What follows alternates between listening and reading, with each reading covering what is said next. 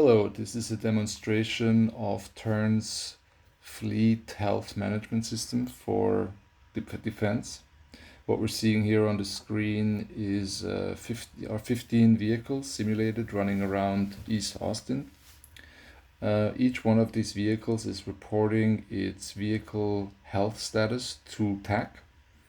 So if we click on an individual vehicle, let's say we select this JLTV DH12 in the top right here, click at 3 o'clock and we will see the individual vehicle health information, position, heading and speed from the TERN positioning system, but also asset state like fuel levels, battery voltage, oil pressure, etc., as well as engine miles and engine hours, which is pretty useful to see for an individual vehicle. As you can see on the left, also it's selected in green, but in the top bar, what's more interesting, on the left side we have the TERN icon. This opens up the fleet dashboard, which shows an overview over the entire fleet. All vehicles are currently in green. You can see the individual vehicle health state in live updates for the entire fleet.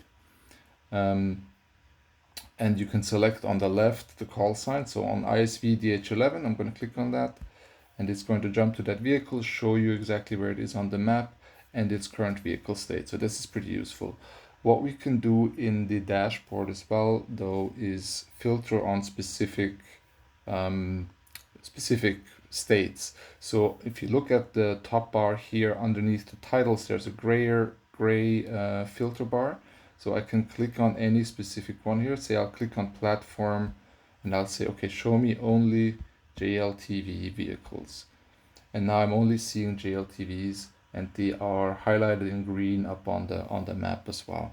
We can combine multiple filters together. So for example, if I say, okay, show me only JLTVs with a fuel level that is below 10%,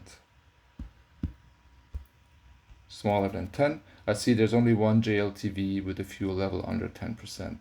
So this is pretty useful for monitoring the fleet, getting live updates on fuel levels and other, potentially even on engine fault codes and things like that. So a way to see how your fleet is doing and being able to respond to it without them having to report back in. Next step from here, of course, would be notifications. So when a specific vehicle state is triggered, say fuel level is low or there's a problem with the engine, trigger a notification for that specific vehicle. The next step from that, we think, would be to notify specific people about that. So that would be in the co-development area, where we find out from you what exactly you need and how you want this to integrate into your communication structure. Thank you.